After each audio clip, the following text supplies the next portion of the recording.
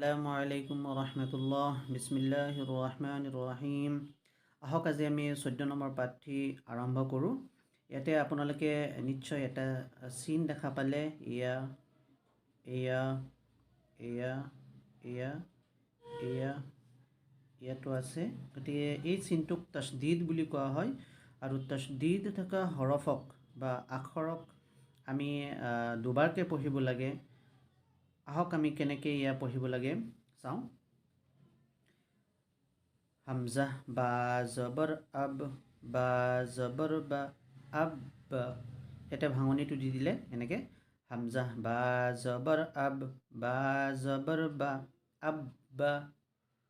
হামজা নুন জবৰ আন নুন জবৰ না আন্না। হামজা নুন জবৰ আন নুন জবৰ না আন্না।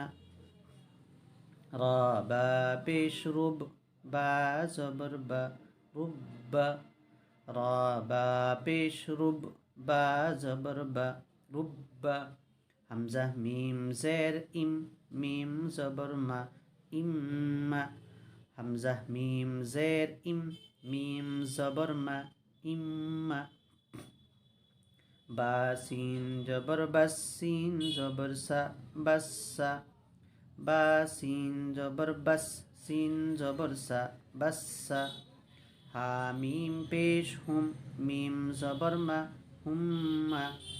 হা মিম পেশ হুম মিম জবর মা হুম্মা। হামজা ইয়া জবর আই ইয়া ওয়াও পেশ ইউ আইয়ু। হামজা ইয়া জবর আই ইয়া ওয়াও পেশ ইউ আইয়ু।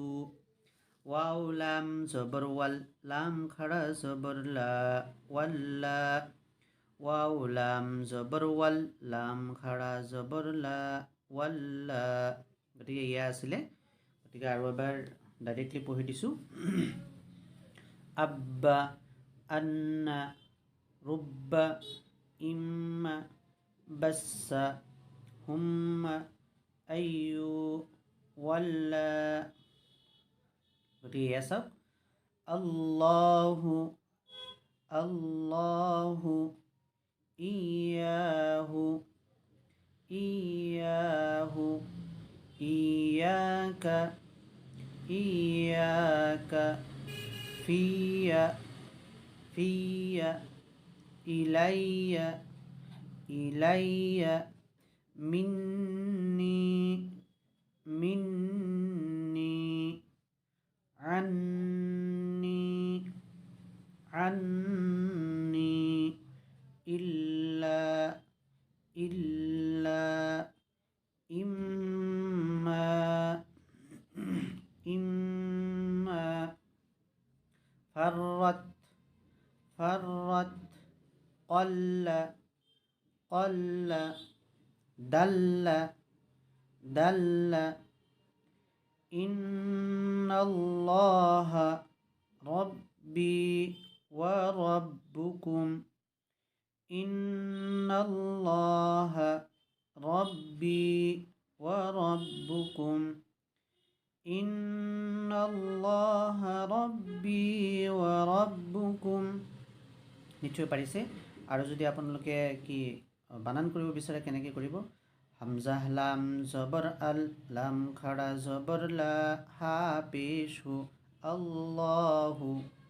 ঠিক এইদৰে ফা ইয়া জেৰ ফি ইয়া জবৰ ইয়া ফিয়া। ঠিক এইদৰে ফা রা জবর ফর রা তা জবর রাত ফররাত। কফ লাম জবর কল লাম জবর লা কল্লা। এইটো চাওক।